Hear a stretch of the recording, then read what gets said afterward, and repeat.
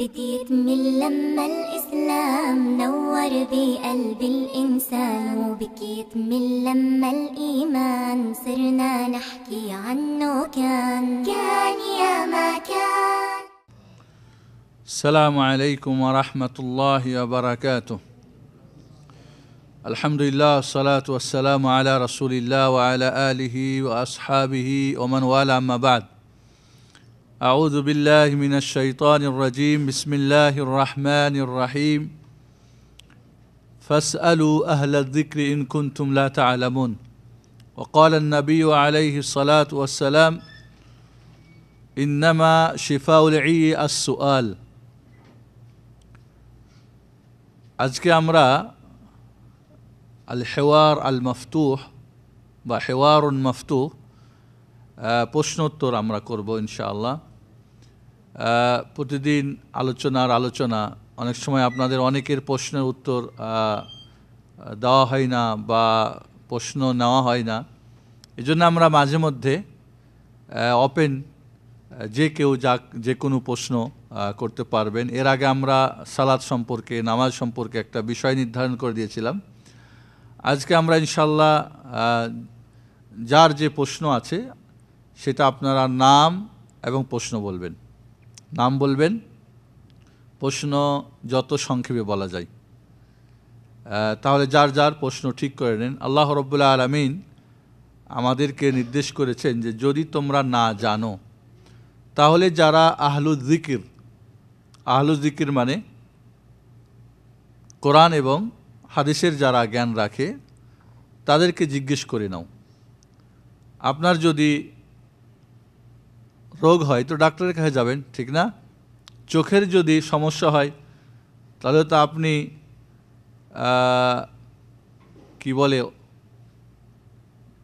চোখের যদি আপনার সমস্যা হয় তাহলে পেটের ডাক্তারের কাছে তো যাবেন না, যাবেন কি? আপনি যদি কৃষি সম্পর্কে জানার প্রয়োজন হয় তা আপনি তো কোনো ব্যবসায়ীর কাছে যাবেন না যে কোনো দিন কৃষি কি জানেই না। তাহলে দিনের যার কাছে জ্ঞান আছে, সঠিক জ্ঞান আছে, তার কাছে জিজ্ঞেস করতে হবে। এবং আল্লাহর নবী আলাইহিস সালাতু ওয়াস সালাম বলছেন যে অজ্ঞতা একটা ব্যাধি। এই ব্যাধির চিকিৎসা হচ্ছে কি? প্রশ্ন করা। এই ব্যাধির চিকিৎসা হলো প্রশ্ন করা। তাহলে আপনাকে যে বিষয়ে আপনার সমস্যা সে বিষয়ে যিনি অভিজ্ঞ তাকেই জিজ্ঞেস করতে হবে। অতএব দিনের ব্যাপারে কোনো প্রশ্ন থাকলে অবশ্যই যারা দিন সম্পর্কে সঠিক জ্ঞান রাখেন তাদেরকেই জিজ্ঞেস করতে হবে। অনেক সময় দেখা যায় অনেকে বলেন, মানুষই বলে, আমি তো এমনটা বলতে শুনেছি, অমুকে হজের সময় বিশেষ করে দেখা যায় এমনটা তো বলেছে তাই করেছি, বা এমনটা করেছে দেখেছি তাই আমি করেছি বা বলেছি। না, দিনের বিষয়গুলি অবশ্যই আমাদেরকে সঠিকভাবে জেনে নিতে হবে। এবং এর আগেও আমরা আলোচনা করেছি আমাদের একটা মাসিক সম্মেলনে। আমাদের বিষয় ছিল ফতুয়াবাজি। ফতুয়াবাজিতে আসলে ফতুয়া বা মাসলা মাসাইল যিনি জিজ্ঞেস করবেন তার যেমন কিছু আদব আছে, যারা উত্তর দেবেন তাদেরও কিছু আদব এবং শর্ত রয়েছে। অতএব বিনা শর্তে যে বিষয়ে অভিজ্ঞ না বা যে বিষয়ে যার জ্ঞান নাই ওই বিষয়ে কথা বলা মোটেই ঠিক না। কোনো এক যুদ্ধে আহত হওয়ার পরে একজন সাহাবী রাত্রে স্বপ্নদোষ হয়ে যায়। সকালবেলা বললেন, মানে ফজরের সময়, আমার কি কোনো রুখসত আছে গোসল ছাড়া? কারণ আমার মাথায় এখন চোট লেগেছে। তখন তার এত সুন্দর ব্যান্ডেজ ট্যান্ডেজ করা যেত না, গোসল করলে তো অবস্থা খারাপ হয়ে যাবে। সাহাবা ইকরাম বললেন, তোমার জন্যে গোসল ছাড়া আর অন্য কোনো উপায় আমাদের জানা নেই। বেচারা গোসল করে ফেললেন। গোসল করার ফলে পানি মাথায় ঢুকে মরে শেষ।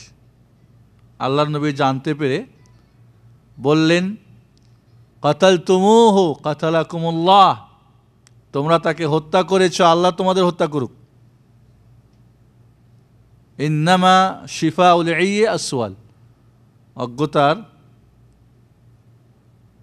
অজ্ঞতার চিকিৎসা হচ্ছে কি? প্রশ্ন করা। এজন্য অনেক সময় আমরা আছি, অনেকে লজ্জা করে প্রশ্ন করি না, একটা করে ফেলি, দেখা দেখি বা মনে একটা নিজে নিজেই চিন্তা একটা ফতোয়া বানাইনি না। আগে জানতে হবে, তারপরে করতে হবে। এবং আপনাদের অনেকবার বলেছি যে জানা এবং আমল করার ক্ষেত্রে মানুষ 6 প্রকার, বলছি না, বলি নাই। এক প্রকার মানুষ যারা সঠিক জানে, সঠিক আমল করে, এর সঙ্গে অন্যদেরকেও সঠিকটা শিখায় এবং আমল করার জন্যে বলে। এরা হলো নবী রসুল, সিদ্দিক, শহীদ, সালেহীন, নেককারদের গ্রুপ। এরাই হলো আনআমতা আলাইহিম সিরাতাল্লাযীনা আনআমতা আলাইহিম, সিরাত মুস্তাকিমের গ্রুপ। এরপরে যারা সঠিক জানে, নিজে আমল করে, অন্যকে হয়তো করাতে পারে না। এরপরে যারা সঠিক জানে কিন্তু আমল করে উল্টা, এরা হচ্ছে ইবলিস, শয়তান এবং ইহুদিদের গ্রুপ। জানে এরা কিন্তু করে উল্টা। আরেকটা গ্রুপ জানে না কিন্তু অনেক কিছুই করে, এরা হলো খ্রিস্টান গ্রুপ। জানে না, অনেক কিছু করে, দেখে দেখে শুনে শুনে, বাজারের বইপত্র পড়ে, মনে মনে নিজে নিজেই কিছু ফতোয়া বানায় নাই, অনেকে আছে এরকম। লা, এখানে আপনার কোনো অধিকার নেই। তাহলে না জেনে যারা আমল করে, আর এরপরের গ্রুপ যারা জানেও না আমল করে না, দুইটা একসঙ্গে। আর এরপরের গ্রুপ কারা? জানেও না আমলও করে না, যারা জানে আমল করে, অন্যদের করতে বলে, তাদেরকে শাসায়। ফেরাউন আর আবু জাহালের গ্রুপ, ফেরাউন আর আবু জাহালের গ্রুপ। তাহলে প্রথম 2 গ্রুপ, এর মাঝে আপনাকে থাকতে হবে। সঠিকটা জানেন, সঠিকটা আমল করেন, অন্য কাউকে সঠিকটা বলেন, আমল করতে পারেন। না জেনে অনেকেই মাশাআল্লাহ বড় বড় মুফতি, 2-1খান বই পড়ে বড় বড় ফতোয়া দিয়ে দিচ্ছে, আসলে ব্যাপারে তার কোনো নলেজ নেই, তার অধিকারই নেই কথা বলা। তাহলে আপনি সঠিকটা জেনে কমপক্ষে আমল করেন, এই গ্রুপে থাকতেই হবে আপনাকে। এরপরে 4টা গ্রুপ, জানে আমল করে না, না জেনে আমল করে, জানেও না আমলও করে না, জানে না আমল করে না, বরং যারা জানার চেষ্টা করে, আমল করার চেষ্টা করে, বা এটাকে অন্য কাছে প্রচার করার চেষ্টা করে, এদেরকে বাধা দেয়, এদেরকে শাসায়, এদেরকে হুমকি ধমকি দেয়। এরা হলো আবু জাহল আর ফেরাউনের গ্রুপ, এরা নমরুদের গ্রুপ।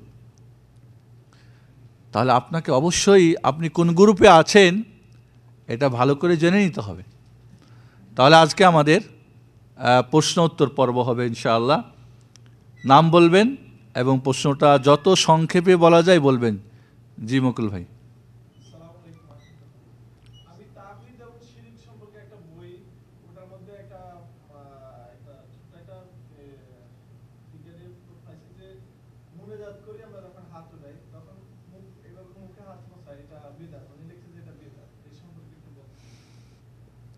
জি, দোয়া নিঃসন্দেহে একটি ইবাদত, ঠিক না?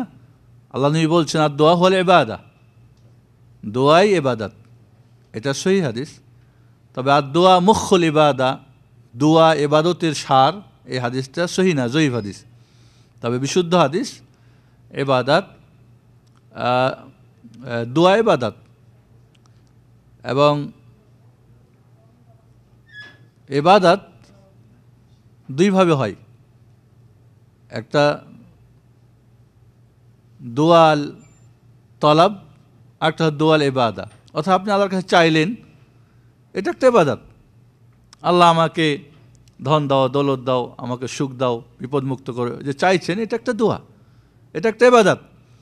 আবার ইবাদত যে সমস্ত জিনিসের মাধ্যমে আল্লাহর আনুগত্য করা হয়, সেটা ভালো কাজ করে মন্দ কাজ ছেড়ে, সেটাও ইবাদত। এটাকে বলা হয় দোয়াউল ইবাদা আর দোয়াউল তলব। দোয়া ইবাদত, এবং দোয়া যারা আল্লাহর কাছে দোয়া করে না, চাই না, আল্লাহ রাব্বুল আলামিন তাদের প্রতি কি নারাজ?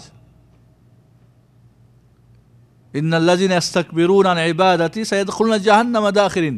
কুল, আল্লাহ রাব্বুল আলামিন বলছেন, উদউনি আস্তাজিব লাকুম, তোমরা আমাকে ডাকো, আমি তোমাদের ডাকে সাড়া দেব। ইন্নাল্লাযিনা ইস্তাকবিরুনা আন ইবাদাতি সায়াদখুলুনা জাহান্নামা দাখিরিন। যারা আমাকে ডাকবে না, আমার কাছে চাইবে না, সেটা চাওয়ার মাধ্যমে দোয়া হোক বা ইবাদতের মাধ্যমে আমার কাছে হোক, তাদেরকে আমি অপদস্থ করে লাঞ্ছিত করে জাহান্নামে প্রবেশ করব। তাহলে দোয়ার আদবের মধ্যে কেবলামুখী হয় একটা আদব, ঠিক আছে, হাত উঠা একটা আদব, এবং দোয়ার মধ্যে হাত তিনভাবে উঠাইতে হয়। তিনভাবে উঠা সুন্নত সম্মত। শাহাদাত হয় আশহাদু আল্লাহ ইলাহা ইল্লাল্লাহ, তাহলে শাহাদাত আঙ্গুলি উঠানো, এটা একটা উঠা হাত, দোয়ার মধ্যে হাত উঠানো, আশহাদু আল্লাহ ইলাহা ইল্লাল্লাহ। সেটা আজানের সময় হোক, যে কোনো সময় হোক, আপনি যদি বলেন দোয়া পড়েন আশহাদু, তা হাত এইভাবে আঙ্গুল উঠানো, এটা কি একটা পদ্ধতি। নর্মাল যেটা দোয়া করবেন, মুখ বরাবর হাত উঠিয়ে, হাত বন্ধ রেখে, হাত খোলে না।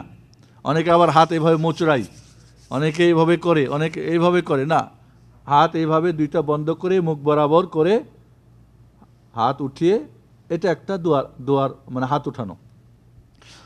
আর একটা হলো ইবতিহাল বলে, মানে যখন মানুষ খুব মহাবিপদগ্রস্ত হয়, যেমন ইস্তেসকার মাঝে হাত একেবারে পুরো দুইটা ওপরে উঠিয়ে দোয়া করা, হাত ওপরে উঠিয়ে দোয়া করা কাকতি মতো করে। তাহলে এই তিনভাবে হাত উঠা সাব্যস্ত, ঠিক আছে। হাত দোয়ার পরে মুখে মলা বা মাখার যে বিষয়টা, এ ব্যাপারে কোনো বিশুদ্ধ হাদিস নেই। আল্লাহ নবী এটা করেছেন বা করতে বলেছেন বলে কোনো বিশুদ্ধ হাদিস নেই। বরং আল্লামা সানাআনী বলছেন, লা ইয়ামালু ইল্লাল জুহাল, এটা জাহেল ছাড়া, মূর্খ ছাড়া কোনো জ্ঞানীজনরা কাজ করবে না এটা।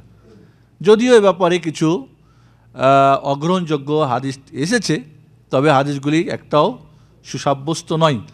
অতএব হাত উঠা, কেবলামুখী হওয়া, কাকতি মিনতি হওয়া, বারবার চাওয়া, কমপক্ষে 3 বার চাওয়া, খুব মনে প্রাণে চাওয়া, এগুলি দোয়ার আদব। দোয়ার কিছু সময় আছে, 2 আজানের মাঝে, ফজরের আগে, সেহরি খাওয়ার সময়, লাইলাতুল কদরে, বিশেষ স্থান মক্কা মদিনা বা ফজিলতপূর্ণ জায়গা বা অবস্থা, যখন বৃষ্টি বর্ষণ করে, যখন তুমুল যুদ্ধ শুরু হয়, কাফের মুশরিকদের জিহাদ, সেই সময় দোয়া আল্লাহ কবুল করেন। এছাড়া আল্লাহ রাব্বুল আলামিন যখন মহা বিপদগ্রস্ত হয় মানুষ, তখনও মাজলুম ব্যক্তি, তার দোয়া কবুল হয়, মুসাফির অবস্থায় দোয়া কবুল হয়। এভাবে কিছু সময়, অবস্থা কোনো আল্লাহ রাব্বুল আলামিনের একজন বান্দা বলছেন যে, এমনও কোনো সময় আমার গেছে প্রচণ্ড বিপদের মুহূর্ত,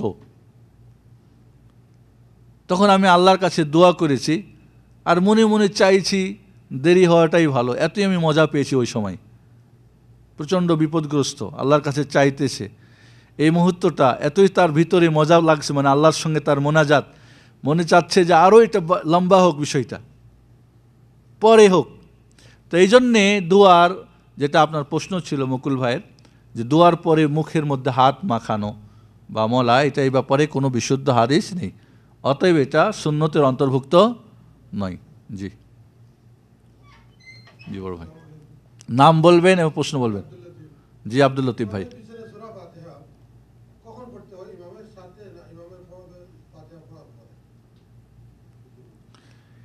ইমামের পিছনে সূরা ফাতিহা কখন পড়তে হয়?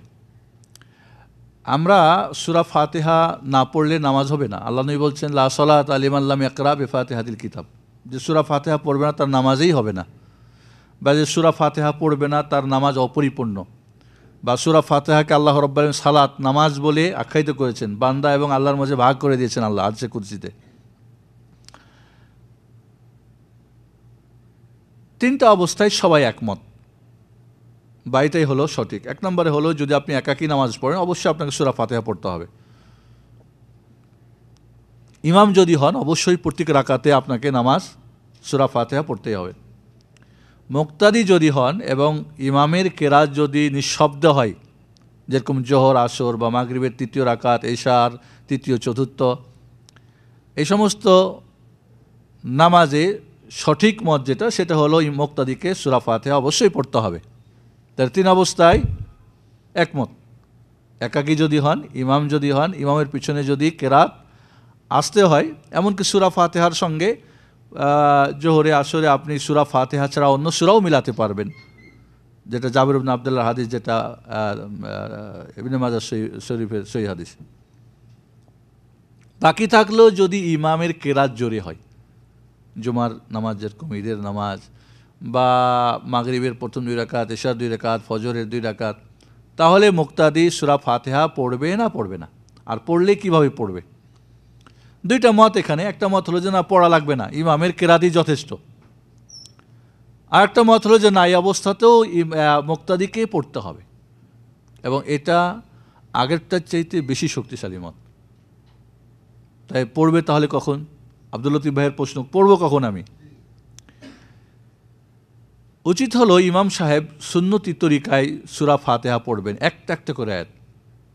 আলহামদুলিল্লাহি রাব্বিল আলামিন, থামবেন। এই যে থামবেন, মিনিট টান শেষ হতে আপনি পড়ে নেবেন আলহামদুলিল্লাহ রাব্বিল আলামিন। আপনার তার টেনে টুনে পড়ার দরকার নেই, আলহামদুলিল্লাহ রাব্বিল আলামিন।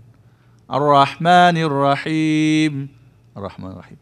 এইভাবে আল্লাহর নবী আলাইহিস সালাতু ওয়াস সালামের কেরাত ছিল, একটা একটা করে আয়াত থেমে থেমে পড়তেন। এটা সুন্নত। কাজে যিনি ইমাম হবেন তার উচিত হবে মুহাম্মাদুর রাসূলুল্লাহ সাল্লাল্লাহু আলাইহি ওয়াসাল্লাম যেভাবে পড়েছেন ঠিক ওইভাবে পড়া। তাহলে এর পিছনে পিছনে পড়ে যাবে। যদি ইমাম সাহেব এমনটা এই সুন্নত পালন না করেন, অনেকেই করেন না, এক শেষে পড়ে বা দ্রুত পড়ে যায়। আল্লাহর নবী আলাইহিস সালাম নামাজের ভিতরে 3 জায়গায় বিরতি দিতেন দাঁড়ানো অবস্থায়। একটা হলো তাকবীরের তাহরিমা বাঁধার পরে সানা পাঠ করার জন্যে, সুবহানাকাল্লাহুম্মা বা আল্লাহুম্মা বা'দ বাইনি বা আল্লাহু আকবার কাবীরা, যেই হোক, বা ইন্নী ওয়াজজাহতু ওয়াজহিয়া লিল্লাযী ফাতারা, এটা সবগুলোই কি সানা।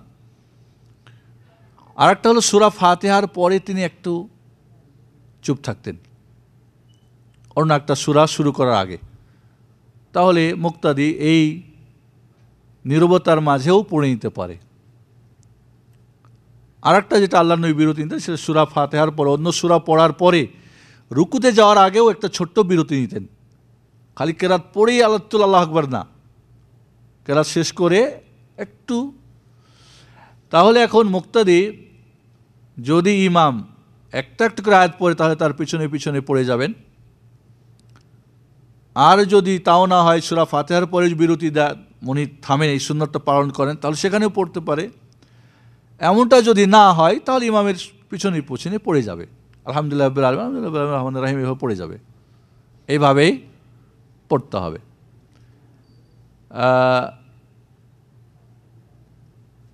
এছাড়া সূরা ফাতিহার বিষয়টা আপনাদের আগেও বলছি যে এখানে 2টা মত রয়েছে।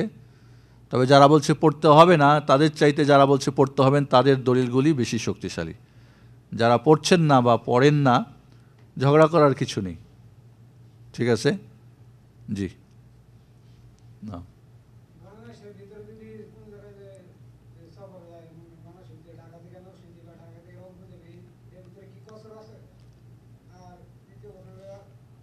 একটা প্রশ্ন, একটা আশরাফের প্রশ্ন হলো যে কসর আছে কি না বাংলাদেশে। কসরের জন্য শর্ত হচ্ছে সফর। কসরের জন্য শর্ত হচ্ছে সফর। সফর কাকে বলে? সফরের ব্যাপারে 48 মাইল, যেটা বর্তমানে কত হতে পারে, প্রায় 75-80 কিলোমিটার, এমন দূরত্বর সফর হলে কসর করা যাবে। অর্থাৎ 4 রাকাত বিশিষ্ট নামাজগুলি 2 রাকাত পড়া যাবে। জোহর, আসর, এশা 4-এর জায়গায় 2 পড়া যাবে। মাগরিব 3 পড়তে হবে, ফজর 2 পড়তে হবে। কসরের সুন্নত নামাজ নাই, নফল নামাজ পড়তে পারে, এবং সুন্নত নফল পড়লে কেবলাও শর্ত না, যেদিকে মুখ ইচ্ছা সেদিকে করে পড়তে পারে। 48 মাইলের হাদিসটা বিশুদ্ধ নয়, সহি না। তারপরেও যদি কেউ আমল করতে পারে, এটা নিয়ে ঝগড়া করার কিছু নেই। বরং সঠিক মত হলো, যাকে সফর বলা হয়, সফর কাকে বলে? আপনি যখন বাইরে যাবেন, একটা ব্যাগ, কাপড় চোপড়, কেউ একটু তেল মাখিত তেল, হয়তো একটা কেচি, হয়তো তার কাগজপত্র বা টাকা পয়সা, একেই সফর বলে, ঠিক না? আপনি গেলেন, চলে আসলেন, এটা না। তো এই জন্যে যাকে সফর বলা হয়, এবং এই সফর বলা হয় ব্যাপারটা দেশ, স্থান, ব্যক্তি বিশেষে কম বেশি হতে পারে। এই জন্যে আল্লাহর নবী আলাইহিস সালাতু ওয়াস সালাম যেটা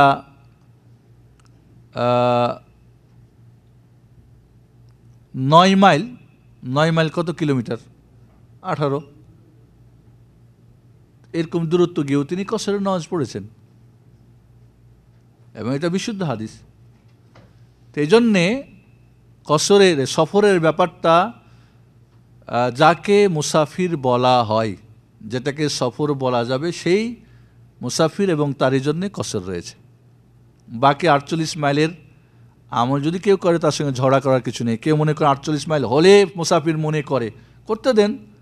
কেউ যদি বলে না আমি 9 মাইলের মধ্যেই হব, বিশুদ্ধ হাদিস যেহেতু, তাকে বলা যাবে না তোমার কসর করতে পারবে না।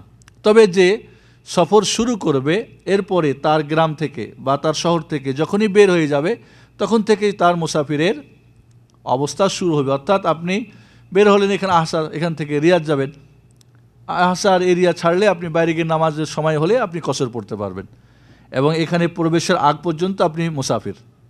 জি না, সালাম।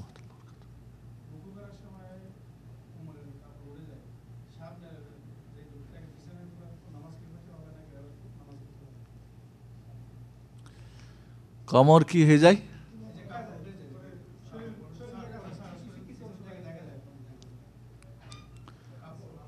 নামাজের এখন হচ্ছে যে জিনিসটা, নামাজ বিশুদ্ধ হওয়ার জন্য পুরুষ মানুষের শর্ত হলো 2 কাঁধ ঢাকা এবং নাভি থেকে হাঁটু পর্যন্ত ঢাকা। এটুকু যদি ঢাকা থাকে তাহলে তার নামাজ হয়ে যাবে। তাহলে এতটুকু যদি ঢাকা না থাকে তাহলে তার নামাজ হবে না। তাহলে যখন আপনি বলছেন পিছু দিক থেকে দেখা যাচ্ছে তার শরীরের অংশ, সেটা কি নাভির নিচের অংশ যদি হয় তাহলে তার নামাজে ত্রুটি হবে। শর্ত আওরত সে ঢাকে না। অতএব নামাজের সময় খেয়াল রাখতে হবে প্যান্ট এমন ঢিল না হয় যে, বা ছোট না হয়। এছাড়া আরও অনেকে প্রশ্ন করেন যে অনেকেই শর্ট প্যান্ট পরে, ওর উপরে হয়তো টোপ পরে, দেখা যায় এরকম অনেকটা বোঝা যায়। যদি এমন পাতলা হয় কাপড় যার ফলে চামড়ার রং বোঝা যায়, কালো মানুষ হলে কালো, সাদা হলে সাদা, লাল হলে লাল, তাহলে নামাজ হবে না, তাহলে নামাজ হবে না। কিন্তু বোঝা যাচ্ছে যে হ্যাঁ ভিতরে একটা ইয়ে আছে, শর্ট প্যান্ট আছে, বা ওর উপরে হয়তো পাজামা আছে, তারপরেও বোঝা যায় অনেক সময়, কিন্তু চামড়ার রং বোঝা যায় না, তাতে নামাজের কোনো সমস্যা হবে না বা আওরত প্রকাশ পেয়েছে বলা যাবে না। তবে একজন মানুষকে অবশ্যই নামাজের সময় তার শুধু আওরত নাভি থেকে হাঁটু, এটা নামাজের জন্য আওরত, সর্বাবস্থার জন্য না। আর কাঁধ ঢাকতে হবে, এটুকু হলো কমপক্ষে মিনিমাম। কিন্তু আপনাকে মনে রাখতে হবে নামাজ পড়ার সময় যত সুন্দর উত্তম কাপড় পরা যায়, আল্লাহ বলছেন খুদু জিনাতাকুম ইনদা কুল্লি মসজিদ, প্রতিটি নামাজের সময় তোমরা কি জিনত, সৌন্দর্য গ্রহণ করো, সুন্দর পোশাক পরো, ভালো করে উজু করে সুন্দর কাপড় পরে আতর মেখে সুগন্ধি মেখে এরপরে মসজিদে যাও, এটা হলো কি উত্তম। জি না, জসিম সালাম আহমতুল্লাহ।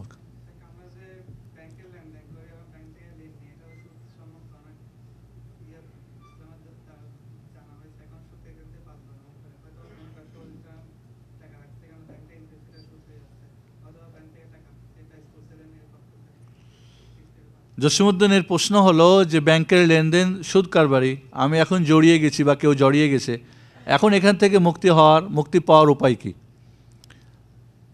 মনে রাখতে হবে গত সপ্তাহে আমাদের আলোচনা হয়েছে কিয়ামতের 5টা প্রশ্ন, 2টা প্রশ্ন কিন্তু কি হবে, অর্থনীতি নিয়ে, কোথা থেকে এসেছে আর কোথায় গিয়েছে।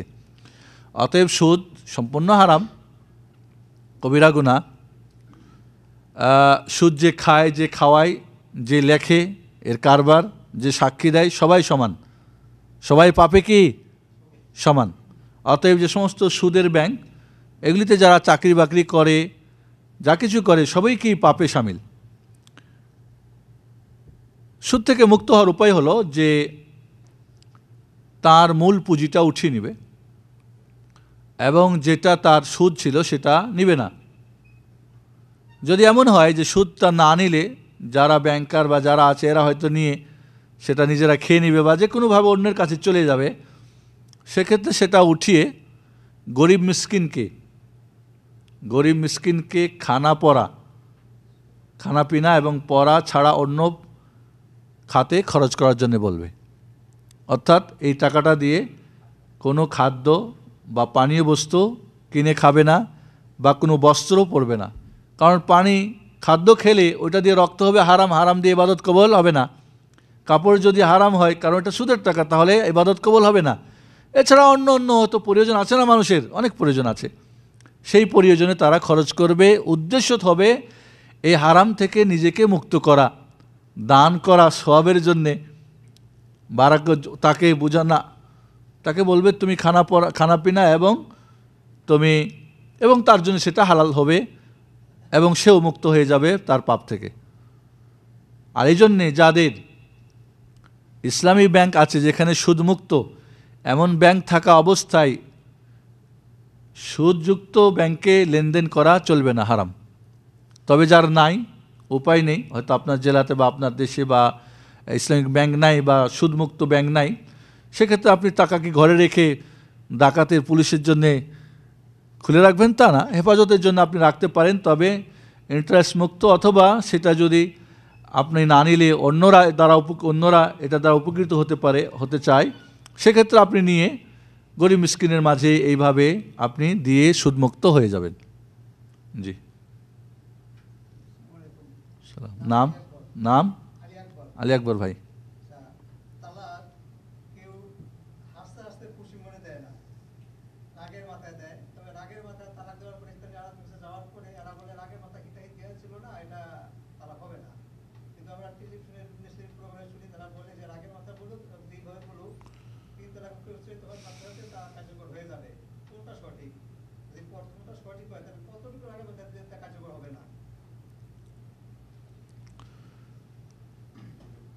একজন মানুষ তিনটা জিনিস আছে, জিদ্দহুন্না জিদ, ওয়াহাদুলহুন্না জিদ। সিরিয়াসটাও সিরিয়াস, অসিরিয়াসটাও সিরিয়াস। সেটা হলো বিবাহ, তালাক আর স্ত্রী ফেরত নেওয়া। তালাক দেওয়ার পরে হাসতে হাসতে তালাক দিলেও হবে, সিরিয়াস করেও দিলে হবে। এইভাবে কেউ হাসতে হাসতে বিয়ে দিয়ে দেয়। কেউ বললো আমার মেয়ের সঙ্গে তোমার বিয়ে দিয়ে দিলাম, বললো আমি কবুল করলাম, বিয়ে হয়ে যাবে, পরে বলবে না, তা চলবে না। এভাবে কেউ স্ত্রীর তালাক দেওয়ার পরে ফেরতযোগ্য যদি তালাক হয়, আর যদি বলে সিরিয়াস করেই বলে বা হাসতে হাসতে বলে আমি তোমাকে ফেরত নিলাম, ফেরত হয়ে যাবে।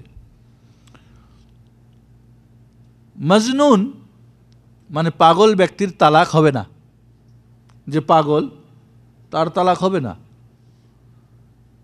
তো যদি মানুষ রাগের বশত হিতাহিত জ্ঞান হারিয়ে পাগলের পর্যায়ে হয়ে যায়, দেখা গেছে যে ওই সময় কাউকে হয়তো এমন পিটনি দিয়েছে বা এমন কিছু কাণ্ড কারবার করেছে যেটা স্বাভাবিক অবস্থাতে মানুষ করে না, সেখানের যারা তাকে দেখেছে বা কোনো ডাক্তার যদি প্রমাণ করতে পারে যে না ওই সময় তার হিতাহিত জ্ঞান ছিল না, পাগল পর্যায়ে, তাহলে সেই রাগে তার তালাক গণ্য হবে না। বাকি ঝগড়া করে রাগ করে যেটা স্বাভাবিক, এগুলিতে অবশ্যই তালাক হবে, অবশ্যই তালাক হয়ে যাবে।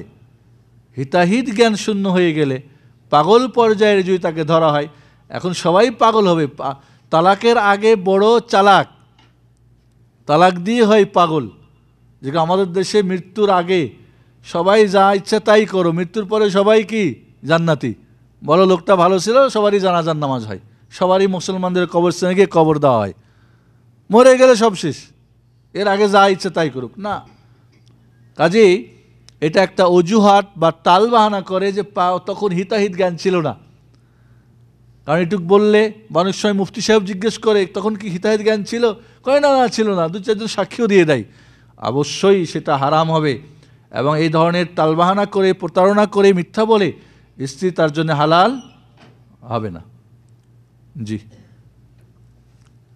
পিছনের ভাই। জি, ওয়ালাইকুম আসসালাম।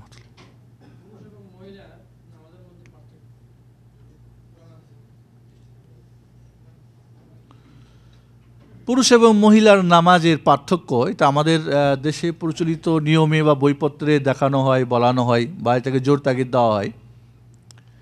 নারী এবং পুরুষের নামাজের কিছু শর্ত নিয়ম-টিয়ম তো পার্থক্য আছে। পুরুষ যেমন ফরজ নামাজ বাড়িতে মসজিদে গিয়ে পড়তে হবে, উত্তম, এটাই পড়তে হবে, অজীব তার পড়তেই।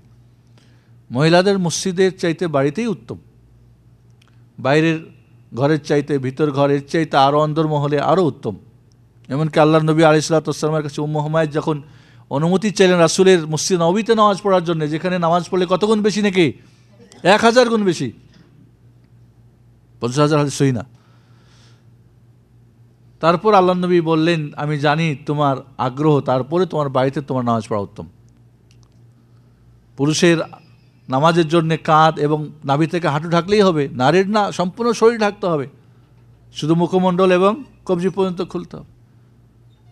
পুরুষদের আজান আছে, একামাত আছে, মহিলাদের আজান না একামাত নাই। পুরুষদের জামাত আছে, ওদের জামাত নাই। পুরুষদের জোরে জোরে কেরাত আছে, ওদের জোরে কেরাত নাই। পুরুষরা ইমামতি করলে সামনে বেড়ে করবে, যদি 3 জন হয়। মহিলা ইমামতি করলে লাইনে দাঁড়িয়েই করতে হবে। তাহলে অবশ্যই কিছু নিয়ম তো পার্থক্য আছে, কিন্তু নামাজের পদ্ধতিতে দাঁড়ানো, রুকু, সেজদা, বৈঠক, এর মধ্যে কোনো পার্থক্য নেই। আল্লাহ নবী বলছেন, সাল্লু কামা রাআইতুমুনি উসাল্লি, আমি নবী যেভাবে নামাজ পড়ি হুবহু তোমরা সেভাবেই নামাজ পড়ো। কোনো রাসূলুল্লাহ সাল্লাল্লাহু আলাইহি সাল্লাম থেকে কোনো হাদিস নেই যেখানে তিনি নারী পুরুষের নামাজের পার্থক্য পদ্ধতিতে বলেছেন। রুকু যদি আপনার পিঠ মাথা সোজা না হয়, সেজদায় যদি আপনার সেজদার নিয়ম হলো 2 হাত পাঁজর থেকে আলাদা থাকবে, উরু পেট থেকে আলাদা থাকবে, হাত আপনার কাঁধ বরাবর হতে হবে, আপনার পেটের নিচ দিয়ে জন্য একটা ছাগলের বাচ্চা যেতে পারে এমন হতে হবে, সবই পুরুষ মহিলার জন্য প্রযোজ্য। বাকি যেগুলি বলা হয় সাহাবীদের থেকে বা তাবির থেকে কিছু, সেগুলোও কি সহি না। এই ব্যাপারে কোনো বিশুদ্ধ কোনো দলিলই নেই, রাসূল থেকে তো নেই, কোনো সাহাবী থেকে এসেছে কিছু বর্ণনা, সেগুলো কি গ্রহণযোগ্য একটাও না। অতএব এই অগ্রহণযোগ্যতার উপরে, এবং রাসূলুল্লাহ সাল্লাল্লাহু আলাইহি সাল্লামের সাথে মহিলারা তার স্ত্রীগুণ 5 ওয়াক্ত নামাজ তারা জামাতে পড়তেন, একজনও কেউ বললেন না পার্থক্যের কথা। বরং উম্মু দারদা রাদিয়াল্লাহু তাআলা আনহা তিনি পুরুষদের মতো করে নামাজ পড়তেন, সুস্পষ্ট বিশুদ্ধ বর্ণনায় রয়েছে। তাহলে এই সমস্ত দুর্বল বানিয়ে গ্রুপ আর মাযহাব বানাবের জন্যে আলাদা একটা কিছু দেওয়া এবং বড় হুজুর হয়ে যাওয়া, এটা মোটেই ঠিক না। এর জন্যে নামাজের ক্ষেত্রে নারী পুরুষের নামাজের পদ্ধতিতে কোনো পার্থক্য নেই, কোনোই পার্থক্য নেই। যেগুলি আছে একটাও সুসাব্যস্ত না, বরং যেভাবে নামাজ পড়ানো হয় তাতে নামাজ পরিপূর্ণ না হওয়াটাই কি বাস্তবতা। কারণ তার সেজদা ঠিকমতো হয় না, বৈঠক ঠিকমতো হয় না, বৈঠকে বসার তার নিয়ম হয় না, রাসূলের সুন্নত পরিপন্থী হয়। এজন্যে নারী পুরুষের নামাজের পার্থক্য যেগুলি বর্ণনা করা হয় একটাও গ্রহণযোগ্য নয়। জি,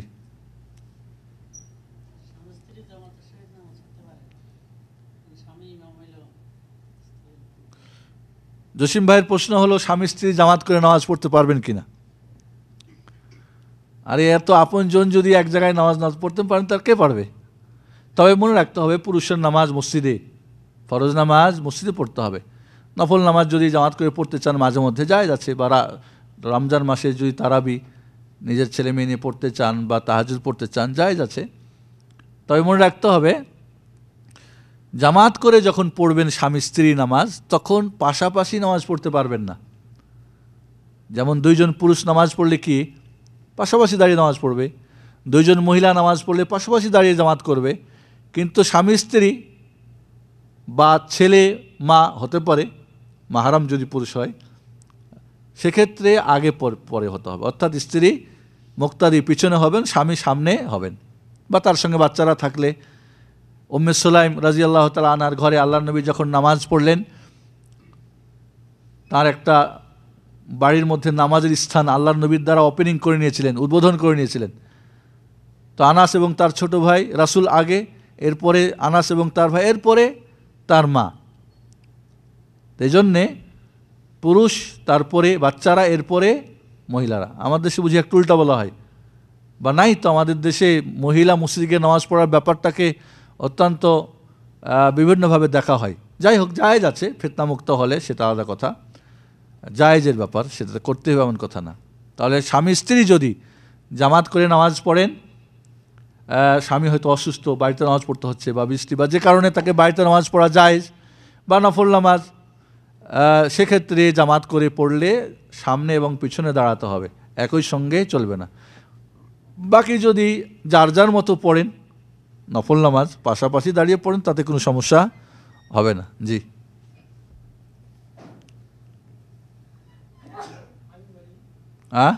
জি আইয়ুব ভাই বলেন।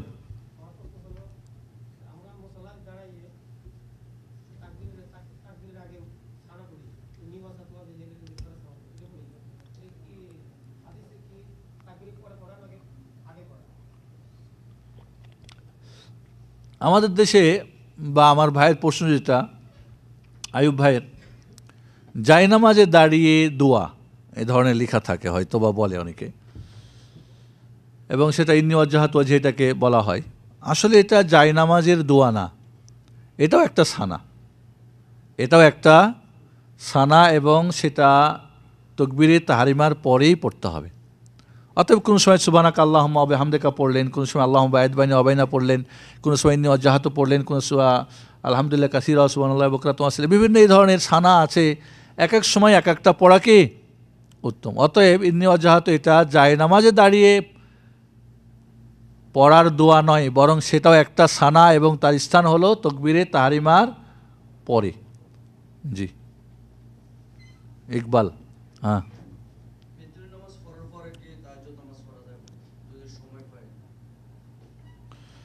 আল্লাহ নবী আলাইহিস সালাতু ওয়াস সালাম বলছেন, ইজআলু সালাতা বিতরকুম ফি আখিরিল লাইল, তোমরা বেতরকে শেষ রাতে পড়ো। বেতর পড়া চারটা অবস্থায় এর আগে আপনাদের বলেছিলাম। প্রথম অবস্থা হলো এশার নামাজের পরে পড়ে নেওয়া।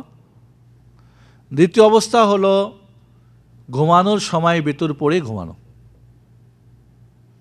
এর চেয়ে উত্তম আরও হলো ফজরের আগে বেতর পড়া, ফজরের আজানের আগে বেতর পড়া। এর চেয়ে আরও উত্তম হলো কি তাহাজ্জুদ পড়ে শেষ রাত্রে এরপরে বেতর পড়া। বোঝা গেছে? কেউ যদি প্রথম রাত্রে বেতর পড়ে নাই, আল্লাহ নবী আলাইহিস সালাতু ওয়াস সালাম যারা শেষ রাত্রে উঠতে পারবেন কনফার্ম, তারা বেতর পড়বে না, কিন্তু যারা ভয় করবে তারা প্রথম রাত্রে পড়ে নিবে। শেষ রাত্রে যদি উঠে তাহলে বেতর পড়তে পারবে, তাহাজ্জুদ পড়তে পারবে। তাহলে যারা নিয়মিত বা যাদের জাগার মতো সম্ভাবনা রয়েছে, সাহস রয়েছে, তারা বেতর শেষ রাত্রে পড়বে তাহাজ্জুদের পরে। আর যারা ভয় আছে, পড়ার ইচ্ছা আছে, তারা প্রথম রাত্রে পড়ে নিবে। পরে উঠে তাহাজ্জুদ পড়লে পড়া যাবে, অবশ্যই পড়া যাবে, তবে আর বেতর পড়া যাবে না, আর বেতর পড়া যাবে। কারণ আল্লাহ নবী আলাইহিস সালাতু ওয়াস সালাম একই রাত্রে দুইবার বেতর পড়তে কি করেছেন? নিষেধ করেছেন। জি, যারা মনে করেন যে বেতর পড়লে আর রাতে নামাজ পড়া যাবে না, সেটা ঠিক না। জি, পিছন দিক থেকে আমার ভাইয়ের একজন। জি, নাম জাকির ভাই। জি,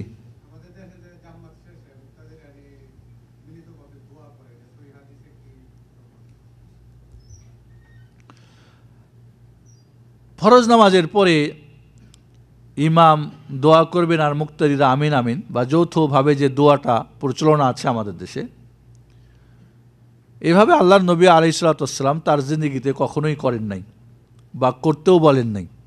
আল্লাহর নবী আলাইহিস সালাতু ওয়াস সালাম ফরজ নামাজের পরে তার বিভিন্ন জিকিরের কথা আছে, আস্তাগফিরুল্লাহ 3 বার, বা আব্দুল্লাহ ইবনে আব্বাসের হাদিসে আল্লাহু আকবার বলারও কথা যেটা উনি বলেছেন, আস্তাগফিরুল্লাহ 3 বার, আল্লাহুম্মা আনতাস সালাম ওয়া মিনকাস সালাম তাবারাকতা ইয়া যাল জালাল ওয়াল ইকরাম, লা ইলাহা ইল্লাল্লাহু ওয়াহদাহু লা শারীকা লাহু লাহুল মুলকু ওয়া লাহুল হামদু ওয়া হুয়া আলা কুল্লি শাইইন কাদির, আল্লাহুম্মা লা মানিআ লিমা আ'তাইতা ওয়া লা মু'তিয়া লিমা মানা'তা ওয়া লা ইয়ানফা'ু মিনকাল জাদ। এভাবে আল্লাহুম্মা আইন্নি আলা যিকরিকা ওয়া শুকরিকা ওয়া হুসনি ইবাদাতিক। এছাড়া ফজরে এবং মাগরিবে লা ইলাহা ইল্লাল্লাহু ওয়াহদাহু লা শারীকা লাহু লাহুল মুলকু ওয়া লাহুল হামদু ওয়া হুয়া ইউহয়ি ওয়া ইউমীতু ওয়া হুয়া আলা কুল্লি শাইইন কাদির 10 বার করে, আয়াতুল কুরসি 1 বার, ফজরে মাগরিবে 3 বার করে সূরা ইখলাস, নাস, ফালাক অন্যান্য নামাজে সূরা ইখলাস নাস ফালাক একবার করে, 33 বার সুবহানাল্লাহ, 33 বার আলহামদুলিল্লাহ, 34 বার আল্লাহু আকবার। এবং নামাজের পরে তসবিহ 5 ভাবে পড়া যায়। এই তসবিহগুলি কয়ভাবে পড়া যায়? 5 ভাবে। এর আগে একবার মনে বলছিলাম আপনাদের, মনে আছে নাকি? প্রথম হলো 33 বার সুবহানাল্লাহ, 33 বার আলহামদুলিল্লাহ, আর 33 বার আল্লাহু আকবার। একবার লা ইলাহা ইল্লাল্লাহু ওয়াহদাহু লা শারীকা লাহু লাহুল মুলকু ওয়া লাহুল হামদু ওয়া হুয়া আলা কুল্লি শাইইন কাদির। এই তসবিহগুলি 2 ভাবে পড়া যায়, সুবহানাল্লাহ 33 বার, আলহামদুলিল্লাহ 33 বার, আল্লাহু আকবার 33 বার। এরপরে অথবা একসঙ্গে সুবহানাল্লাহ আলহামদুলিল্লাহ আল্লাহু আকবার, সুবহানাল্লাহ আলহামদুলিল্লাহ আল্লাহু আকবার, সুবহানাল্লাহ আলহামদুলিল্লাহ আল্লাহু আকবার, এভাবেও পড়তে পারেন, যেটা আবু হুরায়রা রাদিয়াল্লাহু তাআলা আনহু আমল করতেন। দ্বিতীয় হলো সুবহানাল্লাহ 33 বার, আলহামদুলিল্লাহ 33 বার, আল্লাহু আকবার 34 বার, 100 বার। 4 নাম্বার পদ্ধতি হলো সুবহানাল্লাহ 33 বার, আলহামদুলিল্লাহ 33 বার, আল্লাহু আকবার 33 বার। 4 নাম্বার 3 হলো, ঠিক না? 4 হলো সুবহানাল্লাহ আলহামদুলিল্লাহ ওয়া লা ইলাহা ইল্লাল্লাহু আল্লাহু আকবার 25 বার করে, একসঙ্গে বা আলাদা আলাদা করে। সুবহানাল্লাহ আলহামদুলিল্লাহ লা ইলাহা ইল্লাল্লাহু আল্লাহু আকবার একসঙ্গে বলেন, অথবা সুবহানাল্লাহতে 25 বার, আলহামদুলিল্লাহ 25 বার, লা ইলাহা ইল্লাল্লাহ 25 বার, আল্লাহু আকবার 25 বার। কত হলো? 100 বার। সুবহানাল্লাহ আলহামদুলিল্লাহ লা ইলাহা ইল্লাল্লাহু আল্লাহু আকবার, এইভাবে 25 25 100। 5 হলো 10 বার 10 বার করে মাত্র। সুবহানাল্লাহ 10 বার, আলহামদুলিল্লাহ 10 বার, আল্লাহু আকবার 10 বার। এই 5 ভাবে আল্লাহর নবী আলাইহিস সালাতু ওয়াস সালাম ফরজ নামাজের পরে এই তসবিহগুলি পাঠ করেছেন। এবং এই তসবিহ আঙ্গুল দিয়ে অথবা আঙ্গুলের গিরা দিয়ে এইভাবে, অথবা এইভাবে ডান হাত দিয়ে পড়াই সুন্নত। কেউ যদি বাম হাত ব্যবহার করে জায়েজ আছে, তবে তসবিহ দিয়ে পড়া বিদআত। এই হলো আল্লাহর নবী আলাইহিস সালাতু ওয়াস সালামের ফরজ নামাজের পরে জিকির, দোয়া, যাই বলেন। বাকি আমাদের ভাইয়ের যেটা প্রশ্ন, জাকির ভাইয়ের, যে আমার দেশে যেটা করা হয়, এই ধরনের আল্লাহর নবী বা সাহাবা ইকরাম বা ইমাম এই ধরনের কোনো প্রমাণ নেই, অতএব এটা একটা বিদআত। অতএব এটা কি একটা বিদআত। এবং সবচেয়ে যেটা দুঃখজনক হলেও সত্য, যে আমাদের দেশে এইভাবে দোয়া করার ফলে সাধারণ মানুষ, এমনকি যারা ইমাম সাহেব, তারাও জানেন না ফরজ নামাজের পরে দোয়া কি আল্লাহর নবী করতেন, জিকিরগুলি কি ছিল। এই জন্য যেখানেই বেদাত আসবে সেখানেই কি সুন্নতগুলি উঠে যাবে। এই জন্য আমাদের একটা একটা করে যখন বেদাত এসেছে, সুন্নতগুলি কি, এই জন্য আমাদেরকে বেদাত পরিহার করতে হবে, সুন্নত গ্রহণ করার চেষ্টা করতে হবে, এবং সেই অনুযায়ী আমাদের ইবাদত করতে হবে। জি জি ভাই, জি মিজান ভাই।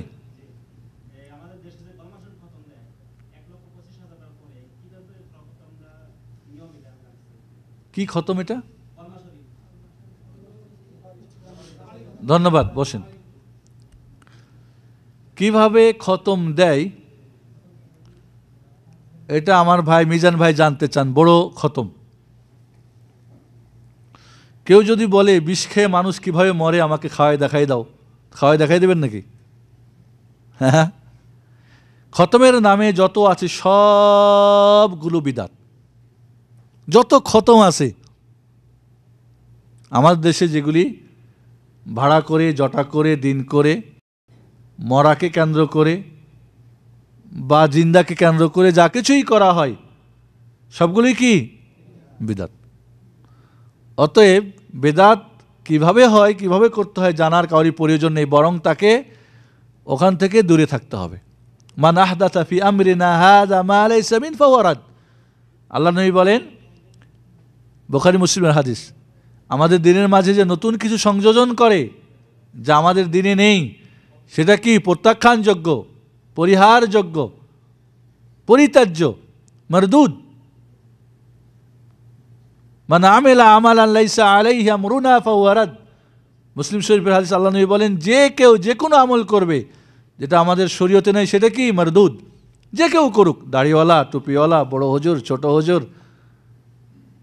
কেঁদে করুক, হেসে করুক, টাকার জন্য করুক, খাওয়ার যেই জন্যই করুক, সেটা বিদআত।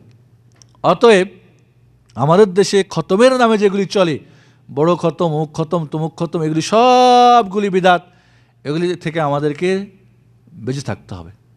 এবং কুল্লু বিদআতিন দালালা ইয়্যাকুম মুহদাসাতিল উমুর, তোমরা দিনের মাঝে নতুন কিছু সংযোজন, কারণ দিন কার? আল্লাহর। আল্লাহরটাই। আপনার বাড়িতে কি আমার মাতব্বরি চলবে? আমার নিয়ম চলবে? আপনার কোম্পানিতে কি আরেকজনের কোম্পানির নিয়ম চলবে? তাহলে আল্লাহর দিনের মাঝে আরেকজনের কেমনে চলে? এই জন্য মনে রাখতে হবে, যে কোনো ইবাদত কবুল হওয়ার জন্য শর্ত কয়টা বলেছিলাম আপনাদের? অনেকবার বলেছি, 3টা। সঠিক ঈমান। আবু জাহাল নামাজ পড়তো, আবু লাহাব কুরবানি করত, উতবা সাইবা মক্কার কাফের মুশরিকরা হজ উমরা করত, আকিকা দিত, কুরবানি দিত, কারণ তাদের 1 নম্বর শর্ত ছিল না, ঈমানে ছিল কুফরি এবং শিরিক। আজও যদি কোনো দাড়িওয়ালা টুপিওয়ালা মুসলমান, যতই তার নাম আব্দুল্লাহ আব্দুর রহমান হোক, তার ঈমানে যদি গণ্ডগোল থাকে, যে সমস্ত কাজ করলে ঈমান নষ্ট হয়ে যায়, দিন থেকে খারিজ হয়ে যায়, কুফরি শিরিক, বড় কুফরি, বড় শিরিক, বড় মুনাফিকি ইত্যাদি, তাহলে তার কোনো ইবাদত কবুল হবে না। কারণ তার 1 নম্বর শর্তই কি আউটছে। 2 নম্বরে ইবাদতটা আল্লাহর জন্য হতে হবে। দুনিয়ার বা কোনো নাম ধাম ইত্যাদি কোনো উদ্দেশ্য থাকলে ওটা বাতিল হয়ে যাবে, শিরিক হয়ে যাবে। 3 নম্বর, ইবাদতটা মুহাম্মদ সাল্লাল্লাহু আলাইহি সাল্লামের নিয়মে হতে হবে। এই পৃথিবীতে যত মুহাম্মদ আছে, আমাদের তো দেশে সবাই মুহাম্মাদের নামের আগে, ঠিক না? এইটা যদি রাসূলুল্লাহ সাল্লাল্লাহু আলাইহি সাল্লামের নিয়মের বিপরীত হয়, তাহলে সেটা কি? গ্রহণযোগ্য নয়, সেটা বিদআত, আল্লাহ কবুল করবেন না। এই জন্যই কিয়ামতের দিন শিরকে আমল ফেলে দেওয়া হবে আমল নামা থেকে। যারা বেদাত করেছে তাদেরকে হাউজ কাউসার থেকে ভাগিয়ে দেওয়া হবে। সোহকান সোহকান লেমান গাইয়ারা দিনী লেমান গাইয়ারা বাদি, বেদাতিদেরকে ভাগাও। এই জন্যে বেদাতিদের দুনিয়া আখিরাতে অনেক শাস্তি রয়েছে। এই জন্যে খতমের নামে এগুলি সব এক শ্রেণীর মানুষের পেট আর পকেটের ব্যবসা ছাড়া আর কিছু না। জি না,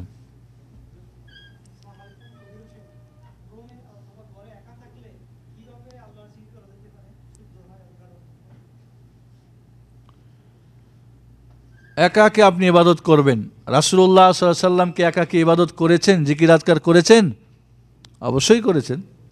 মা আয়েশা বলেন যে আল্লাহর নবী আলাইহিস সালাম প্রতিটি মুহূর্তে আল্লাহর জিকির করতেন, প্রতিটি মুহূর্তে। তাহলে আল্লাহর নবী আলাইহিস সালাম ঘরে বসে হু হা করতেন নাকি? পীর সাহেবদের জিকির করতেন। আল্লাহর নবী আলাইহিস সালাম রাত্রের কি করতেন? হাদিস পড়েন। হাদিস তো পড়বো না, আমরা জানবো না। কাজে যে অন্ধরে যেটাই দেখাই দিবেন সেটাই তো বিশ্বাস করবে। কালারে সাদা কয়েক বলবে ঠিকই আছে। তো অন্ধ মানুষকে আমাদের দেশের এক শ্রেণীর মোল্লারা, ধর্মের নামের ব্যবসায়ীরা, আমি বারবার বলেছি আপনাদের, যে ব্যবসায় লাগে না পুঁজি, লাগে না লাইসেন্স, লাগে না ট্যাক্স, দিতে হয় না কোনো চাঁদাবাজির হুমকি ধমকি, আর নাই কোনো নোকসান, শুধু লাভেই লাভ।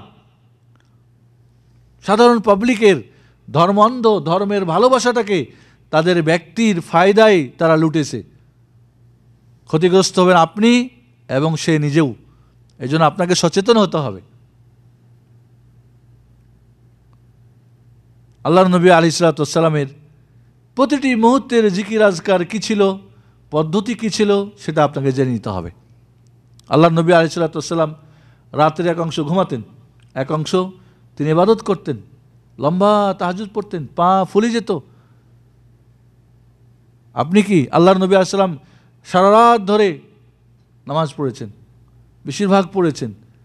এক রাকাত নামাজে সূরা বাকারা, সূরা নিসা, সূরা আল ইমরান ইত্যাদি বড় বড় সূরা পড়েছেন।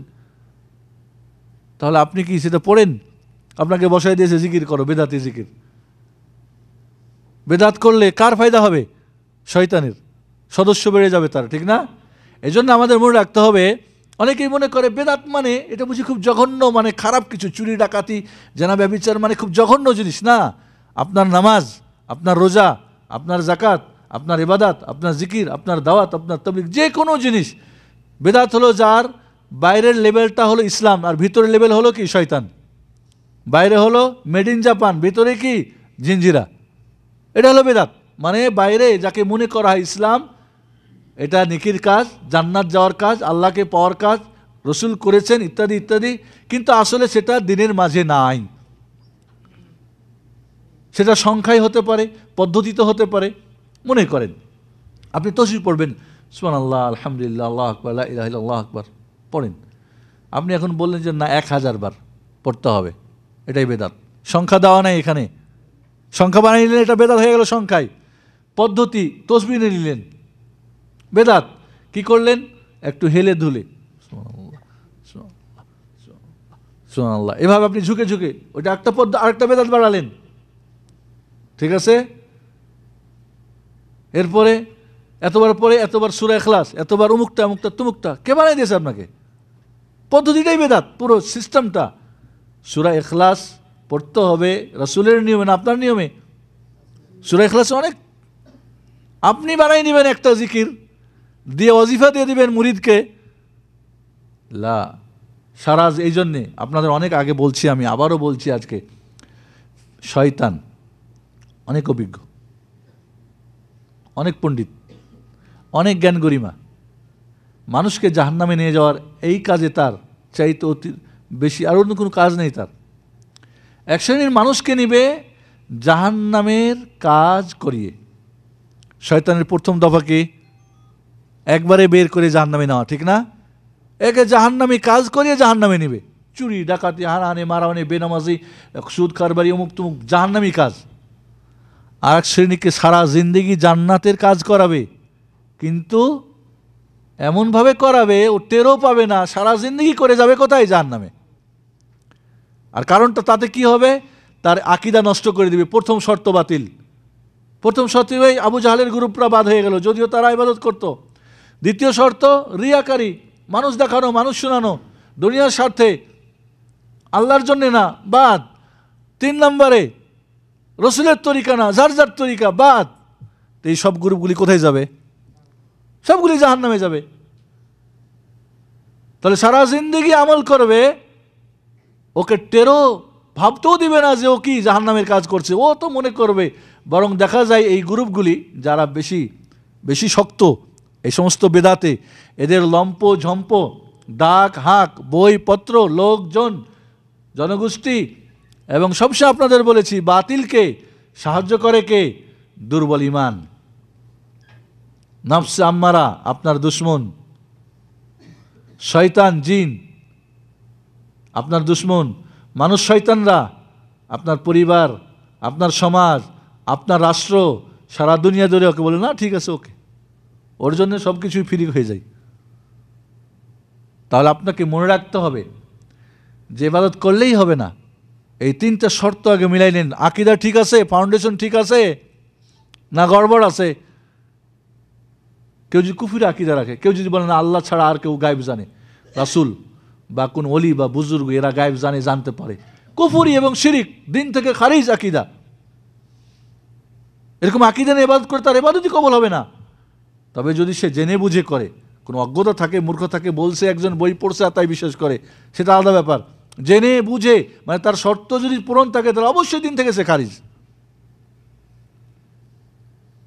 কেউ বড় শিরিক করে, মাজারে গিয়ে সেজদা দেয় বাবারে, তাহলে শিরিক, খালাস। মুরগি জবাই করে বাবার নামে, খালাস। তাহলে বড় শিরিক করলে তার ইমানই শেষ, আউট। ওর কোনো খবর, ওর আর কিছুই কবুল করা হবে না। এভাবে যারা আমল করে কিন্তু আল্লাহর জন্য না, মানুষ দেখানোর জন্য, দুনিয়ার স্বার্থে বা ইত্যাদি ইত্যাদি, এভাবে যারা রাসূলের তরিকায় করে না, 3 অবস্থার এখানে 8টা অবস্থা দাঁড়াবে। কয়টা অবস্থা দাঁড়াবে? 8টা। এর মাঝে মাত্র এক অবস্থায় ইবাদত কবুল হবে, যখন এই 3টা শর্ত পাওয়া যাবে। সঠিক ঈমান, আল্লাহর জন্যে, রসুলের তরিকা। বাকি এই 3টা শর্তর কোনো একটা যদি না থাকে, 2টা না থাকে, 3টা না থাকে, এতে বাকি 7টা অবস্থা দাঁড়াবে। 7 অবস্থাতেই আমল কি? বাতিল। তাহলে জিকির করতে হবে, কিন্তু কিভাবে করতে হবে সেটা তো জানতে হবে। আপনার হুজুর যেভাবে করে না, মুহাম্মদুর রাসূলুল্লাহ সাল্লাল্লাহু আলাইহি ওয়াসাল্লাম যেভাবে করছেন, এই জিনিসটা ভালো করে খেয়াল করতে হবে। আমরা এখানেই আমরা তালগোল পাকাই দিয়েছি। তাহলে তো সবই বেদাত। বেদাত কাকে বলে? হুজুর কেবলা বেদাত কাকে বলে আপনি কি জানেন? সবই বেদাত। মাইক বেদাত, এসি বেদাত, সব বেদাত। একে বেদাত বলে নাকি? বেদাত হল ইহদাসু ফিদ্দিন, অবেদা হিয়াল ইহদাস ফিদ্দিন মা লাইসা মিন, দিনের মাঝে নতুন কিছু সংযোজন করা যা দিন না। এটা কি দিন?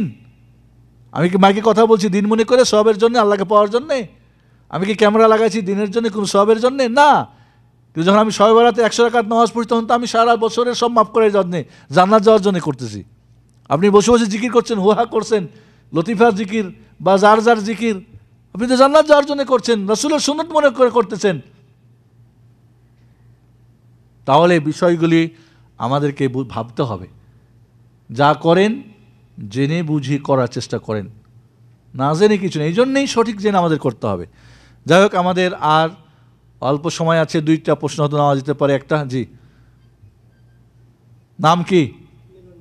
মিলন মোল্লা, দক্ষিণবঙ্গ। কারণ ওই বঙ্গে বেশি মোল্লা ভাইরা আছেন। আমি ছিলাম তো দক্ষিণবঙ্গে 2 বছর। জি জি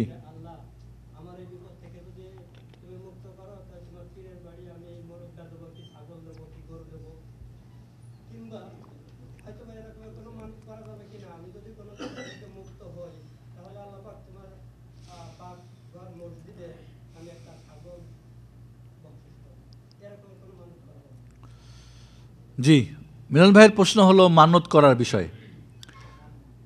নজর যে মানে বা মান্যত মানে শর্ত করে যে এটা হলে এটা করব, এতে কোনো ফায়দা নেই, বখিলের মাল যায়। আল্লাহ নবী বলছেন এতে কোনো ফায়দা নেই, বখিলের মাল যায়। উত্তম হলো সদকা করেন। বিপদ আসছে, এই 10 টাকা দিয়ে দিলাম। সদকা বালা মুসিবত কী করে? দূর করে। এটা হলো নিয়ম। বাকি যদি কেউ মানত মানে এবং সেটা অবৈধ হয়, তাহলে সেটা পূর্ণ করা যাবে না। শরীয়ত সম্মত না হলে পূর্ণ করা যাবে না। ঠিক আছে? কেউ যদি মানত মানে যে আমি যদি এই কাজটা হয়ে যায় তো মাজারে নিয়ে গিয়ে একটা খাসি দিব, এটা বৈধ না। যদি এই খাসি বা মুরগি ওই কবরবাসীকে খুশি করার জন্যে বা উনি ভালো মন্দ করতে পারে এই নিয়তে করে, তাহলে সেটা বড় শিরক, দিন থেকে খারিজ হয়ে যাবে, পুরা শেষ। আর যদি মনে করে না ওটা আল্লাহর ওয়ালি, জায়গাটা ভালো, এখানে জবাই করে দিলে ওখানের ভালো লোকরা শিরক বেদাতি করে, মানে ওদেরকে ভালো মনে করা হয়, এরা খাবে, তো এটা বেদাত পর্যায়ের হবে, শিরক পর্যায়ের হবে না। ঠিক আছে? কারণ এটা হকদার হলো আপনার বাড়ির গরিব মিসকিন যারা আত্মীয় স্বজন বা যারা পাড়া প্রতিবেশী, তারা ওইখানের না। তাহলে 2 অবস্থাতেই সেটা জায়েজ না। শিরক পর্যায়ে হলে তো অবশ্যই সেটা বড় গুনাহ হয়ে গেল, আর বেদাত হলেও জায়েজ না। তাহলে কেউ যদি মান্যত মানে যেটা শরীয়ত সম্মত না, সেটা কেউ যদি মান্যত মানে যে আমার এটা হয়ে গেলে কালীর দরবারে আমি দিয়ে আসবো, কবুতর দিয়ে আসবো, মানত করা যাবে, শিরক, চলবে না। জি বলতেছি, যদি মান্যতটা বৈধ হয়, কথাটা বৈধ, কাজটা বৈধ, সব কিছু পূর্ণ হলে আপনাকে দিতে হবে। মসজিদে মেনেছেন, দিতে হবে। তবে মনে রাখবেন, যদি মান্যত মানেন যে আমি এটা এত টাকা সাদকা করে দিব, ঠিক আছে, তাহলে যারা গরিব মিসকিন তারা হকদার। ওখানে যারা বড় লোক বা যারা ধনী তারা খেতে পারবে না বা নিতে পারবে না। আর মসজিদে যদি করে থাকেন তো মসজিদে দিয়ে, অনেক সময় আমার দেখা যায় মানত টানত নিয়ে ক্ষীরটির মিষ্টি বা খুরমা টুরমা নিয়ে এসে সবাই মিলে খাই। কীভাবে যে উনি মানত মানছেন আর কী করছেন, ওটা কি সদকা মেনেছিলেন নাকি কীভাবে কী করেছিলেন, সেটাও জিজ্ঞাসা করে নিতে হবে। খালি খাওয়ার জন্যে হালাল হারাম বাঁচার ব্যাপারটা অবশ্যই খেয়াল রাখতে হবে। আর মান্যত বা নজর মানা, কেউ বলেছেন জায়েজ না, কেউ বলছে হারাম। তবে সঠিক মতে কেউ যদি বৈধ মানে অবশ্যই পূরণ করতে হবে। নজর মানে নিজের প্রতি অজীব করে নেওয়া, বৈধ হলে অবশ্যই পূর্ণ করতে হবে। তবে আপনার কোনো ফায়দা নেই, বখিলের মাল যাবে। আর কেউ কেউ বলেছেন হারাম, মানত মানাই যাবে না। তবে সঠিক মত হলো মানলে জায়েজ আছে, ফায়দা কিছু নেই, তবে আপনাকে মাল দিতে হবে। সর্বশেষ প্রশ্ন একটা, জি সালাম আলাইকুম।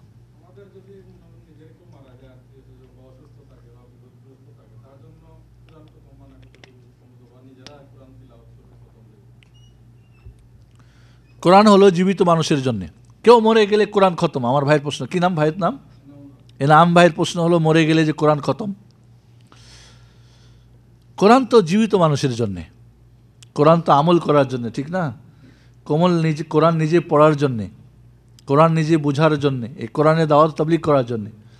আমাদের দেশে জীবিত অবস্থায় যে কোরআন জিন্দগিতে পড়ে নাই, দেখে নাই, বরং সারা জিন্দগি কোরআনের বিপরীত চলেছে, বরং কোরআনের বিরুদ্ধে লড়েছে, তারপরে দেখা যায় এই সমস্ত মানুষের নামে আত্মীয় স্বজন হোক বা মোল্লা ভাড়া করে হোক বা কারি বা হাফেজ ভাড়া করে কোরআন খতম দেওয়া হয়।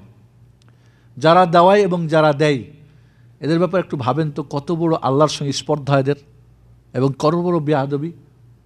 এবং এই কোরআন যখন পড়া হবে তখন তো ওরা শাস্তি বাড়ার কথা, যে এই কোরআন তোর নামে পড়া হচ্ছে, তুই তো এর সব বিপরীত করছিস।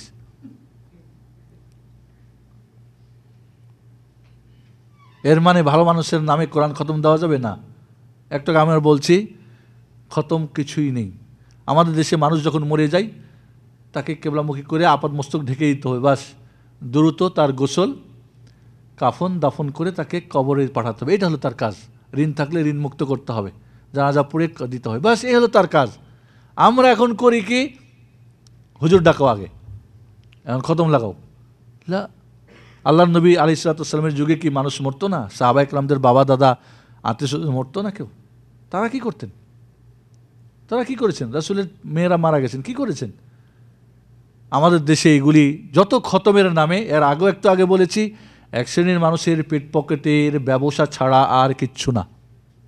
এই ধরনের খতম দিয়ে বিদআত যেহেতু আল্লাহ কবুল করবেন না, অতএব তা না, সেই ব্যক্তির জন্যে, মৃত্যু ব্যক্তির জন্য যা করণীয়, এর আগেও আপনাদের বারবার বলেছি যে 8 শ্রেণীর ইবাদত মৃত্যু ব্যক্তির জন্যে অন্যদের করণীয় চলবে। দোয়া করেন, দান সদকা করেন, হজ করেন, ওমরা করেন, কুরবানি, ওসিয়ত থাকলে কুরবানি পূরণ করেন বা নিজের সঙ্গে তাকে শরীক করেন, গোলাম আজাদ করেন তার নামে, তার ঋণ পরিশোধ করেন, তার রোজা থাকলে রোজা কাজা করে দেন। এগুলি হলো 8 শ্রেণীর ইবাদত, মৃত্যু ব্যক্তির জন্য অন্যরা করলে সেটা কবরে পৌঁছবে, দলিল আছে। এগুলি করা সম্ভব না? সম্ভব না। যে কেউ বা আমার জন্য দোয়া করতে পারবেন না? আল্লাহ আমার বাবারে ক্ষমা কর, দয়া কর, মাফ কর, পারবেন না বাংলায় বলতে? নাকি হুজুর ডাকে নিয়ে আসতে হবে? ওয়াল্লাহি সুম্মা আল্লাহ, ওর চাইতে নির্বোধ, ওর চাইতে আহাম্মক কে হতে পারে, যেই বাবার ঘরে বসবাস করে, বাবার সব কিছুই ভোগ করে, আর বাবার জন্যে কবরে কিছু পৌঁছাবার জন্য মোল্লা ভাড়া করতে হয়, নিজে কিছু করতে পারে না। এর চাইতে নির্বোধ এবং এর চাইতে নির্বোধ কোনো সিস্টেম কি হতে পারে? আমি আমার মার জন্য দোয়া করবো, এই জন্য হুজুর ভাড়া করতে হবে? যেই মার পেটে থাকলাম আমি, যার দুধ খেয়ে বড় হলাম, যার জীবনের আমার বিশাল অংশ আমার জন্য, তার কর্মক্ষেত্র, তার কষ্ট, সদকা সিয়েকও করতে পারবেন না? আত্মীয় স্বজনকে দিতে পারবেন না? চুপে চাপে, কাউরি জানার দরকার নাই, চুপচাপ দিয়ে দেন। দোয়া করতে পারবেন? রোজা থাকলে রোজা করতে পারবেন না? পারবেন না? পারবেন না? গোলাম দাস পাওয়া যায় 5,000 10,000 কিনে আজাদ করে দিলেন, যা বাবার নামের তোরে আজাদ করে দিলাম। কোরবানি পারবেন না? তাই হজ, ওমরা, তাহলে আল্লাহ জানে প্রতিটি সবাইকে কোরআন হাফেজ হবে আর কারি হবে। একজনের হাফেজ কারি হতে পারে, এই জন্য তার কিছু আর কবরে পৌঁছবে না। যেগুলি সবাই করতে পারবে ওইগুলি বন্ধ করে দিয়ে যেটা হুজুর করতে পারবে সেইটা চালাই দাও, ওইটা দিয়ে ব্যবসা করো। যেহেতু সাধারণ পাবলিক কোরআন পড়তে পারে না, খতম দিতে পারে না, এরপরে করে কি, গিয়ে 10 মিনিটে কোরআন খতম হয়ে যায়, তাড়াতাড়ি হয়ে গেল, এই মিয়া কত কয় খতম লাগবে বলেন? সূরা ইখলাস 3 বার করে পড়ে খতম বানাই দেয়। মিথ্যার আশ্রয় নাই। এইভাবে কোরআন পড়ে পয়সা নেওয়া হারাম, পয়সা দেওয়া হারাম, খতম পড়া বিদআত, কোনো ফায়দা হবে না মৃত্যু ব্যক্তির। অতএব যেটা সাব্যস্ত আছে সেটা না করে আপনি নিজের ইচ্ছা মতো করবেন। আপনি তো করবেন কার জন্যে? আল্লাহর জন্য, ঠিক না? তা আল্লাহর নিয়মে করবেন না আপনার হুজুরের নিয়মে, আমার নিয়মে, আপনার নিয়মে করবেন? তাহলে আল্লাহ কবুল করলেন, আপনার বাবার কবরে পৌঁছবে, নাহলে তো হবে না। আসলে আমাদের বিষয়গুলি এমনভাবে আমাদের বেদাতের মধ্যে ডুবিয়ে দেওয়া হয়েছে। হুযায়ফাতুল ইয়ামান বলছেন, যেমন একটা যুগ আসবে সুন্নতের কথা বলবে, তোমরা বলবে এত জঘন্য বেদাত কোত্থেকে নিয়ে আসলা? এগুলি সুন্নতের কথা বললে তারা বলবে এগুলি বেদাত কোত্থেকে আসলো? হাদিস শোনায়, কয় বাপদাদারা যে হাদিস শোনাবে না সেটা শোনাবে, ওই গ্রুপ ওরা সারা জিন্দগি করে আসলে ওটা হয়তো উল্টা হয়ে গেল, সারা জিন্দগি তো উল্টাই করেছেন। আবার বলেন নতুন মাযহাব, নতুন দল। আরে নতুন কোরআন হাদিস না আপনি? কোরআন হাদিস আগে না আপনাদের এই সমস্ত ফেকামেকা বইটই আগে? তাহলে কোনটা পুরাতন হলো? কোরআন হাদিস মানলে বেলা আপনি নতুন হয়ে গেলেন, কোরআন হাদিস মানলে বেলা আপনার দল নতুন। আরে কোরআন হাদিসের দল তো আগে, সাহাবারা কি মেনেছেন? তাহলে আপনার, আমি রাসূল মানি তারপর আমি নতুন, আপনি ইমাম মানে ইমাম আপনার রাসূলের কতদিন পরে? তাহলে সব কিছুই নতুনরা দাবি করে আমরাই পুরাতন। এই সমস্ত উল্টা আমাদের দেশে চাপিয়ে দিয়ে, কারণ জনগোষ্ঠী তাদের সাথে, সাধারণ পাবলিক এখানেই হই হাল্লা, কারণ এখানেই মনে করে একদিনে কি দরকার, যাই মাই তাই করি, মরে গেলে আমার 30 পারা কোরআন খতম হবে। 30 পারা কোরআন খতম দিলে কত নেকি হয়? একটা অক্ষরে 10 নেকি হলে কত নেকি হয়? তাহলে একটা মানুষের যদি তার কবরে পৌঁছে যায় তাহলে ওরা জাহান্নাম আছে নাকি? খালাস, কি দরকার দুনিয়া আমার এই কোরআন নিয়ে? কোরআনের সারা জিন্দগি বিরোধিতা করবে, মরার পরে কোরআন খতম দিয়ে দিয়ে পার হয়ে যাবে। এই দিয়ে তো মানুষকে আরো বিপদগামী করা হয়েছে, অন্যায়ের পথে ঠেলে দেওয়া হয়েছে, মানুষকে অন্যায় করতে উৎসাহিত করা হয়েছে। 100 বারাত দিয়েই পার হয়ে যাবে, তাহলে আর সারা বছর করার দরকার নেই। এইভাবে কৌশলে এগুলি শয়তানের কি কর্মসূচি, শয়তানের 7 দফা মনে আছে? মনে আছে না আরেকটু স্মরণ করে দেব? একবারেই বের করে দেওয়া, বড় শিরক, বড় কুফরি আর বড় মুনাফিকি দিয়ে। না পারলে বিদাত, না পারলে কি বেদাত, মানে ধীরে ধীরে লেভেল তোমার মুসলমান, লেভেল তোমার জান্নাত, কিন্তু পিছনে কিন্তু জাহান্নাম। এই হলো বিদাত। দেখতে দেখা যায় ঠিকই আছে সব কিছু, মসজিদে বসে, মাদ্রাসায় বসে, টুপি পরে, পাঞ্জাবি পরে, খুব অধীর আগ্রহে চোখের পানি ফেলে ভাববেন না যে আল্লাহ কবুল করবেন না, অসম্ভব, অসম্ভব। তাহলে আপনাকে মনে রাখতে হবে বেদাত মারাত্মক, এবং কুফর বড় 1 নম্বরে দিয়েই তো দুনিয়ার অধিক অংশকে টেনে নিয়েছে শয়তান। 2 নম্বরে যারা কিছু করে এদেরকে সয়লাভ করে দিয়েছে। 3 নম্বর কবিরা গুনাহ, হ্যাঁ এর তো কোনো হিসাব নিকাশি নাই। 4 নম্বর সগীরা, ছোট পাপ, খবর। এরপরে জায়েজ জিনিস নিয়ে ব্যস্ত আছে, দেখেন না আজ দুনিয়া নিয়ে মানুষ ব্যস্ত, হায় হায় দুনিয়া নিয়ে, দুনিয়া দুনিয়া দুনিয়া। জায়েজ হলে জায়েজে এখানে ডুবে গেছে, প্রথমে সুন্নত, তারপর ওয়াজিব, ফরজ সবই ছেড়ে বসেছে জায়েজ করতে গিয়ে।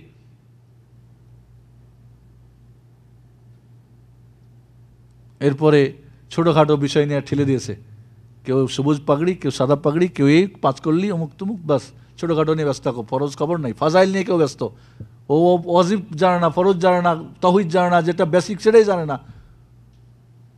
একজনকে এক একটা দিয়ে ব্যস্ত করে দিয়েছে।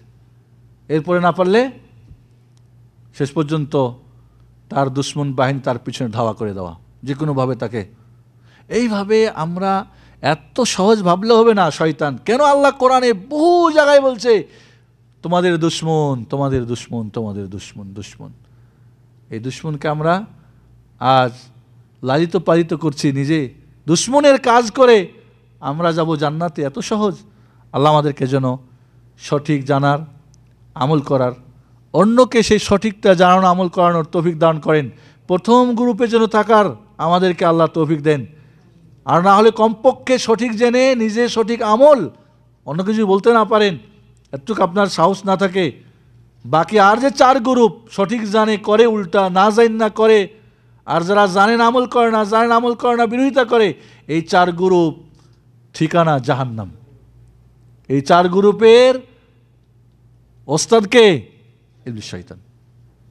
কাজে আপনাকে দেখে নিতে হবে কোন জায়গায় আপনি আছেন এখন। আল্লাহ আমাদেরকে যেন কবুল করে, আমিন। বারাকাল্লাহু লাকুম ফিল কুরআনি আল্লাহুম্মা সাল্লি ওয়া সাল্লিম আলা আবদিকা মুহাম্মদ ওয়া আলা আলি মুহাম্মদ কামা সাল্লাইতা ওয়া বারাকতা ওয়া আনআমতা আলা ইব্রাহিম ওয়া আলা আলি ইব্রাহিম ইন্নাকা হামিদুম মাজিদ। আল্লাহ রাব্বুল আলামিন আমাদের জন্য, আমরা এই পর্যন্ত যা করেছি আল্লাহ যেন কবুল করেন। সুবহানাকা আল্লাহুম্মা ওয়া বিহামদিকা আশহাদু আল্লা ইলাহা ইল্লা আনতা আস্তাগফিরুকা ওয়া আতুবু ইলাইক। আসসালামু আলাইকুম ওয়া রাহমাতুল্লাহি ওয়া বারাকাতুহু।